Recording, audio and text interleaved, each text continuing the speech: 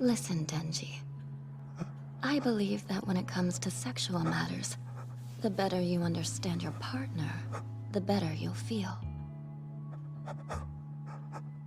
But understanding another's heart is easier said than done, so start small. Perhaps with hands. Take your time and carefully study them.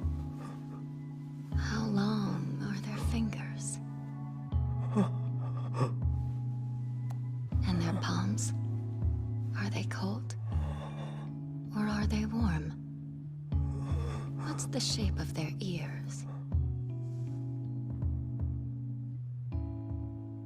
Has anyone bitten your finger before? Pay attention.